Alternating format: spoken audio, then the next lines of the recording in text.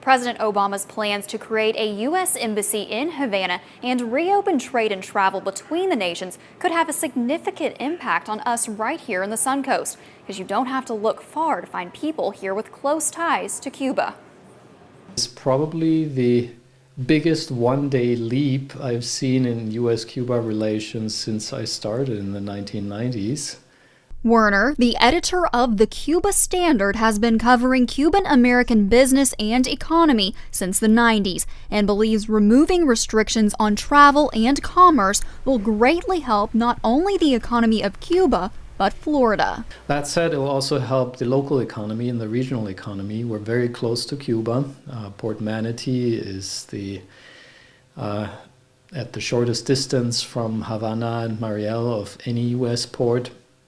We have an airport that has not really taken advantage of the Cuban connection yet, but Tampa offers 4 weekly flights to Cuba.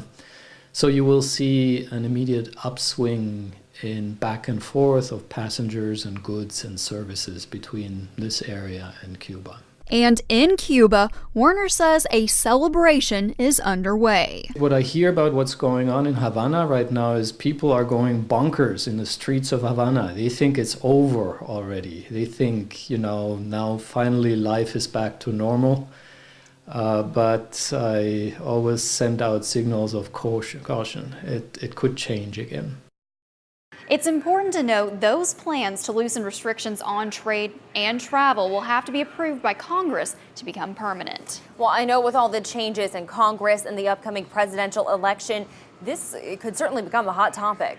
Yes, and we've been telling you about former Governor Jeb Bush's recent decision to consider a run for president, and he made it very clear a few weeks ago in Miami that he is in opposition of these changes. All right, thanks so much, Melissa.